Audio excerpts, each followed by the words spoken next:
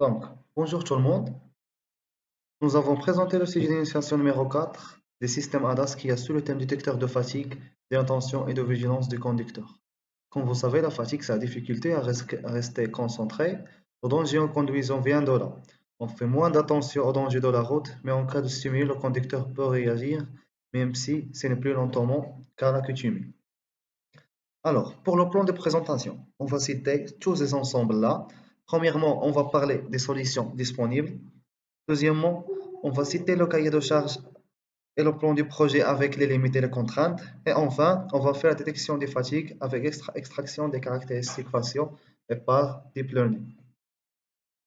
Pour les solutions qui sont déjà existantes, on avait les solutions qui sont intégrées par le constructeur, comme la surveillance de conduite et la surveillance du conducteur. Et on a l'autre type qui est ajouté par le conducteur, comme le projet Chokango et le slip pourvu. Pour les projets qui sont en train de se développer, premièrement, on a le projet Arken. Il y a plusieurs années, un consortium d'origine européen diverses en Portugal, Espagne et Allemagne travaille sur un projet nommé Arken. Celui-ci est mené dans le but de proposer une solution au problème d'hypovigilance et la fatigue des conducteurs. Le système est constitué de trois éléments principaux. Une ceinture de sécurité et un siège possédant, capteur, possédant des capteurs afin d'analyser l'activité cardiaque et respiratoire du conducteur. Puis d'un SPI, c'est-à-dire Signal Processing Unit, qui va analyser les données en temps réel ainsi que le système n'est pas intrusif et ne prend pas une place supplémentaire dans la voiture et n'obstrue pas la vision. Ensuite, on va déplacer à la voiture autonome. Donc, c'est quoi la voiture autonome? C'est l'évolution de l'automobile vers l'autonomie totale semble inédiable. En effet, le constructeur cesse d'intégrer des systèmes d'aide à la conduite, permettant au conducteur de se décharger de contraintes tâches. Il faut d'abord prendre en compte les différents niveaux d'autonomie. Au niveau 0 consiste en une voiture non autonome. Et enfin, on avait la voiture connectée. C'est une étape à franchir, serait celle des voitures connectées qui analysent tout leur entourage. Maintenant, on va passer à l'analyse fonctionnelle. Premièrement, sur détection faciale des capteurs d'image. Il va focaliser sur l'ouverture des yeux et la bouche. Premièrement, il va remarquer l'œil droit s'il est ouvert. Donc, on va focaliser sur la bouche. Sinon, on va passer à l'œil gauche. Si l'œil gauche n'est pas ouvert, on va incrémenter que le compteur des yeux il est fermé. Sinon, on va passer à la bouche pour détecter les bâillements et ensuite afficher un message d'alerte qui indique que ce conducteur il est fatigué. Pour les méthodes de détection des signes de fatigue qui sont déjà existées, pour l'analyse faciale, il existe trois types. On avait le clignement des yeux, qui est l'odeur des paupières et les picotements des yeux. On avait la première méthode pour détecter les clignements des yeux, c'est l'OSG, ou bien l'électroculographie. C'est une mesure de l'activité électrique de l'œil. Ainsi, l'OSG permet de servir à relever les mouvements de l'œil et les clignements. L'œil peut être considéré comme un dipôle électrique, le pôle positif étant la cornée et le pôle négatif est la rétine. Lorsque les yeux sont au repos, l'OSG mesure une tension constante appelée ligne de base. Lorsque les yeux bougent, les pôles s'éloignent ou se rapprochent des électrodes. On avait la deuxième méthode, c'est le perclos, qui est l'une des mesures les plus récurrentes dans la littérature. Le perclos a été proposé pour quantifier le changement apparent sur le mouvement des paupières. Cette mesure est basée sur le calcul de pourcentage et de la fermeture de l'œil en fonction du temps et reflète la lourdeur des paupières au lieu de clignement des yeux. On avait l'éveillement qui se répétait à chaque fois position et mouvement de la tête et la difficulté à maintenir la tête droite et la position de tête qui est l'estimation de la pose de tête se présente comme un processus permettant de déduire l'orientation des têtes relativement à la vue d'une caméra. Donc, on va capter les mouvements de tête comme la rotation et le mouvement des bras vers le haut. On avait en deuxième lieu les indicateurs psychologiques. On avait dans ces indicateurs psychologiques l'EEG et le CG. Pour l'EEG, c'est une méthode qui repose sur l'analyse des signaux cérébraux définissant l'état de l'activité du cerveau. Donc, son principe est d'utiliser des capteurs sur la tête enregistrant l'activité du cerveau qui se décompose en plusieurs ondes. On avait, pour la deuxième, le CG. C'est une méthode qui repose sur l'analyse des signaux cérébraux, définissant l'état d'activité du cerveau. Donc, son principe est d'utiliser des capteurs sur la tête, enregistrant l'activité du cerveau qui se décompose en plusieurs ondes. Pour les limites de l'utilisation, on avait premièrement l'éclairage. C'est la difficulté de la détection des environnements obscurs et la nécessité d'utiliser des éclairages infrarouges pour permettre une acquisition de ces environnements. En deuxième, on avait l'intrusion de quelques systèmes, comme le l'ESG par exemple, sont extrêmement intrusifs et non tolérés par certains des conducteurs, puisqu'ils nécessitent le déploiement des capteurs sur le corps. On avait aussi le changement des expressions de visage d'une personne à l'autre. En général, le changement de la forme du visage, couleur de la peau, le contour des yeux, la forme de nez et la bouche d'une personne à l'autre qui entrave les résultats de détection de fatigue. Et aussi, avoir un temps réel de réponse, parce que parfois on avait le risque d'obtenir un grand décalage entre l'apparition d'alerte des signaux de fatigue et sa détection par le système. Et il y a aussi le risque d'accident avant la détection de non-vigilance sur le conducteur.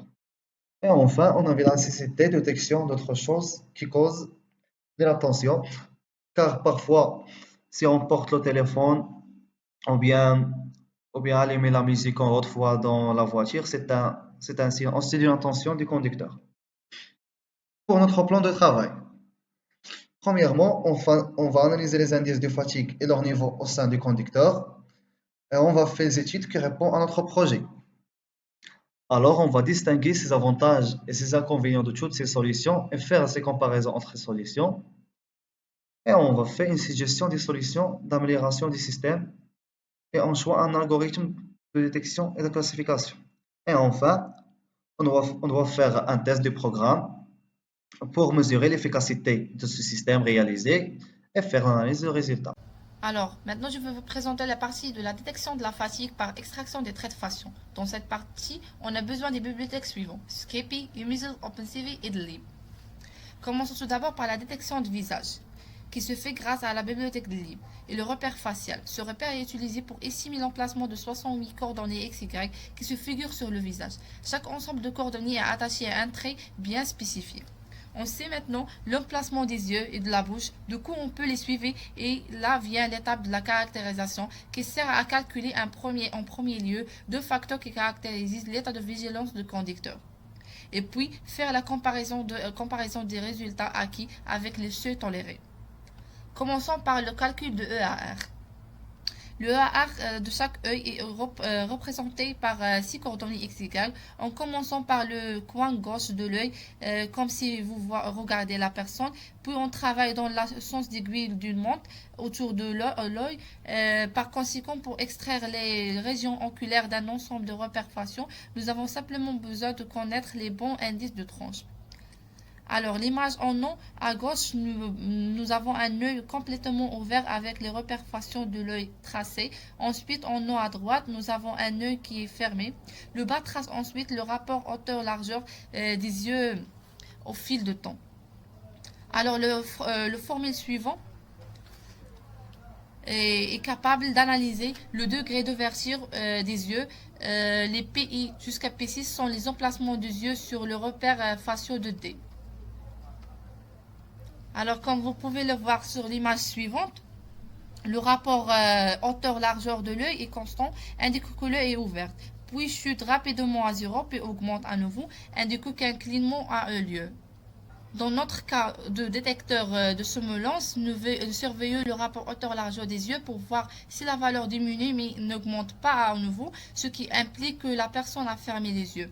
La valeur de retour de rapport hauteur-largeur de l'œil sera approximativement constante lorsque l'œil est ouvert. La valeur diminue alors rapidement vers 0 pendant un clignement. Et si l'œil est fermé, le rapport hauteur-largeur de l'œil restera à nouveau approximativement constant, mais il sera beaucoup plus petit que le rapport lorsque l'œil est ouvert. Si le rapport hauteur-largeur des yeux tombe en-dessus du seuil, nous commençons à compter le nombre d'images pour lesquelles la personne a fermé les yeux. Après avoir détecté l'œil et calculé la valeur de EAR, la prochaine étape est la détection des bâillements qui consiste à localiser la bouche et les lèvres. Pour ce faire, la zone de la bouche marquée par des points caractéristiques sont calculés aussi par Dlib. Ils sont indiqués dans la figure suivante. De la même façon, nous calculons une mesure appelée rapport d'aspect de la bouche qui définit le rapport entre la hauteur et la largeur de la bouche. Sur la base des valeurs de Marr, nous pouvons savoir si la bouche est ouverte ou bien fermée et s'il y a un bâillement ou non. Cette valeur est calculée par la relation suivante qui est dans la figure. Le seuil Marr est sélectionné de manière à être suffisamment élevé pour ignorer la bouche ouverte lorsque vous parlez dans des conditions normales. Si le nombre d'images dans lesquelles la personne est fermée les yeux dépasse le seuil toléré par chaque frame, nous allons sonner l'alarme. Expérimentalement, ce seuil doit être inférieur à 0,25 pour le EAR et 0,69 pour le MAR. Et il fonctionne bien dans une variété de situations. J'ai également défini le nombre de frames calculé en 20, ce qui signifie que si une personne a fermé les yeux pendant 20 images successives, nous émettons le son de l'alerte. Notre programme est capable aussi de distinguer entre trois cas de vigilance.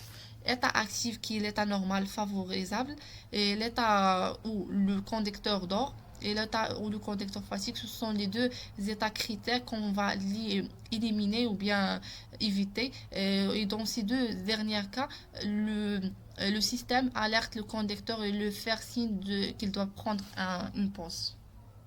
Pour notre système, en premier lieu, on va préparer un data et on va entrer dans un training model. Lorsqu'il va traîner un training model, on va entrer une testing data. Le testing data qui va classifier. Pour notre cas, on avait le conducteur s'il est vigilant et non vigilant. Donc, il va classer ce data. Et ensuite, il va faire une production sur l'état de vigilance de ce conducteur. Pour le choix du dataset. Après longue recherche, notre choix en premier lieu est trompé sur une dataset qui se trouve sur le site Kaggle, Drowsiness Detection Dataset. Nous présenterons le MRL et dataset, le jeu des yeux à grande échelle d'images de l'œil humain. Ce jeu donné contient des images infrarouges et basses à haute résolution, tout capturé dans diverses conditions d'éclairage et par différents appareils. Ce jeu donné convient pour tester plusieurs caractéristiques et classificateurs entraînables. Afin de simplifier la comparaison des algorithmes, les images sont divisées en plusieurs catégories qui seront également appropriées pour l'entraînement et le test des classificateurs. Maintenant, on va passer à la préparation de data. Donc, pour préparer la data, on va diviser en premier lieu le data en deux types. Un type qui a donné iClosed et l'autre qui a OpenEye. Et ensuite, on va importer ces data séparés. Pour le data augmentation, afin de tirer le meilleur parti dans nos quelques exemples d'apprentissage, nous augmentons en moyenne un certain nombre de transformations aléatoires, de sorte que notre modèle ne voit jamais deux fois la même image. Cela permet d'éviter l'overfiltering et aide le modèle à mieux se généraliser. Dans Keras, cela peut être fait dans la classe Keras Prosperine Image Data Generator. Cette classe permet de configurer des transformations aléatoires et des opérations de normalisation effectuées sur nos données d'image pendant la formation et un potentiel de générateur de lot d'image augmenté via le flow. Ce générateur peut ensuite être utilisé avec les méthodes de modèle Keras qui acceptent le générateur de données comme entrée Fit Generator, Evaluate Generator et Predict Generator. On va passer ensuite à la création des modèles. Comme on a remarqué ici, on avait plusieurs couches.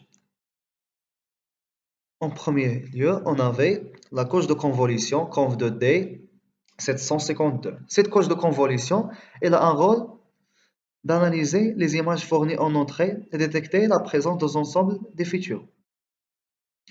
Et on avait la couche Max Pauling 32 qui a une couche de Pauling. Cette couche de Pauling est une opération généralement appliquée entre deux couches de convolution.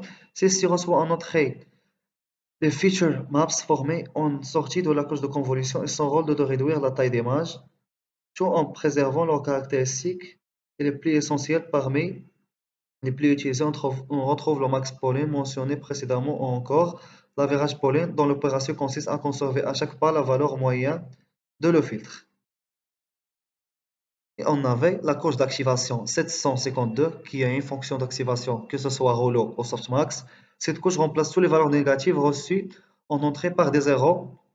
L'intérêt de cette coche d'activation est de rendre le modèle non linéaire et de fait ne fait pas plus complexe. Maintenant, on va passer à les résultats. Son modèle donne la valeur 0 pour les yeux fermés et 1 pour les yeux ouverts. Donc, en se basant sur une probabilité des états des yeux, s'il va dépasser un certain temps avec les yeux fermés, il va déclencher une alerte sonore. Comme exemple ici de canon vigilant, s'il va dépasser un score plus de 8 et ses yeux sont fermés, il va déclencher une alerte sonore.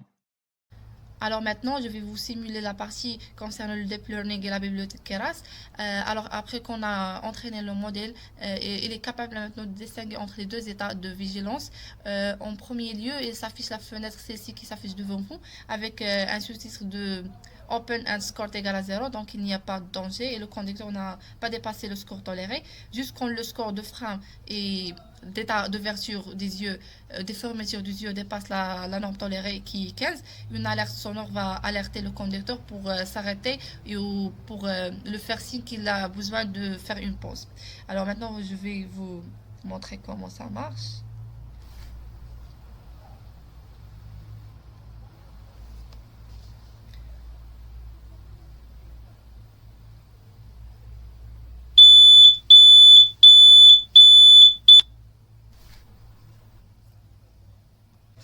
Alors, ce travail, c'était une occasion pour nous pour créer une amitié avec la filière.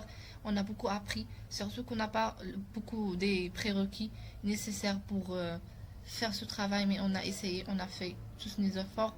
Dans les futurs travaux, nous comptons améliorer notre méthode pour qu'il utilise plus de mesures, avec moins de données, d'exemples, avec autant d'efficacité et de l'utilisation des facteurs plus précis. Aussi, on veut que ce travail soit accessible pour tout le monde. Je vous remercie d'avoir accepté le travail et merci.